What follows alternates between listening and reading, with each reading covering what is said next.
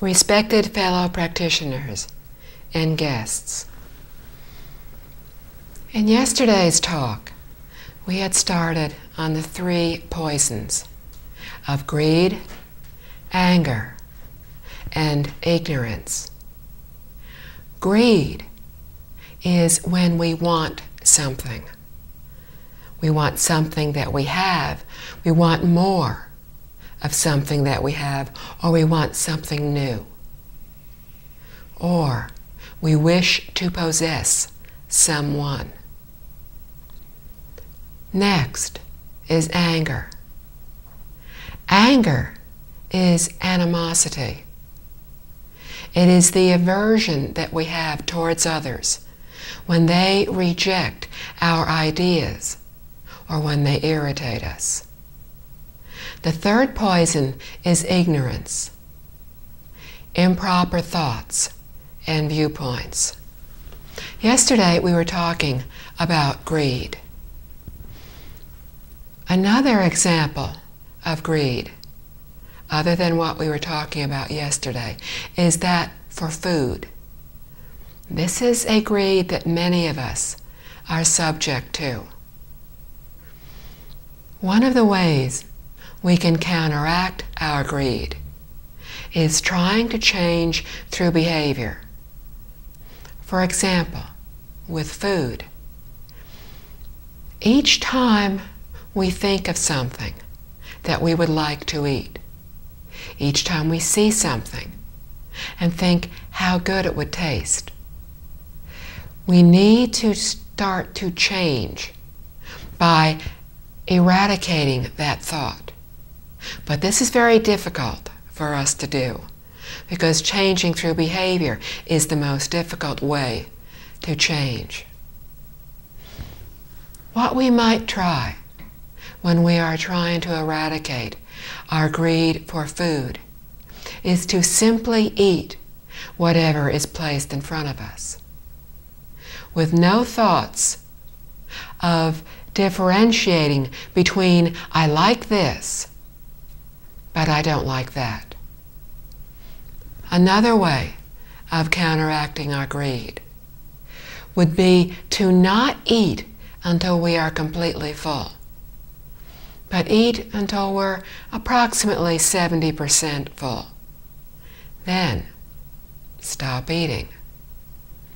It is pointless to keep eating until we are so full that we become very uncomfortable. In one of the books that we often talk about, Mr. Liaofan's 4 Lessons, we learned that he and a Zen master sat in meditation for 3 days without break, without sleep. They did not stop for lunch, for dinner, for afternoon snacks, and yet they did not get hungry. How were they able to do this? They maintained a state of deep concentration. They did not have wandering thoughts. Wandering thoughts are the cause, one of the causes, of our becoming hungry. Often, when we are doing something, very busy at work, or doing something that we enjoy doing, somebody will say, it's time to go eat. And we will say, just a minute, I'm working on something. And we really don't feel hungry. We may even find that several hours pass and we still haven't eaten, and we really don't feel hungry.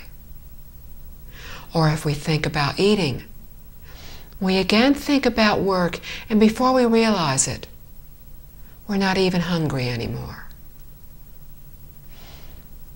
This is because our deep concentration has eradicated our thoughts of hunger. Our greed arises from our selfishness. Thinking this body is me, I need to eat. And this is where all greed arises from selfishness. The second of the three poisons is that of anger. Anger arises when our greed is not satisfied, when we do not get what we want. Feeling frustrated, we give rise to anger. Anger is the cause of our being born into the hell realms. Greed is the cause of our being born into the hungry ghost realm. The third of the three poisons, ignorance, is the cause of our being born into the animal realms. Anger is one of our major problems today. We encounter it before we even realize what is happening. Somebody says something, and instantly, before we realize it, we are angry. It is too late to try to control the anger. It has already blown up. When this happens, we can try to think about why we have become angry. This anger did not just start today. It did not start yesterday, last week. It started many, many lifetimes ago. In a distant past lifetime, one of us said something to the other. We didn't mean to hurt the other one's feelings. We just didn't think. We said something carelessly, and we didn't even realize that we had hurt the other person. They only thought about it for the merest of seconds, and then they too forgot about it.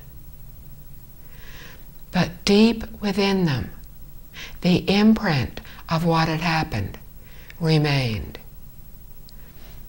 When we meet again in the next lifetime, maybe in 100 lifetimes, in 1,000 lifetimes, but when we again meet, the other person will, on a deeper level, remember that anger.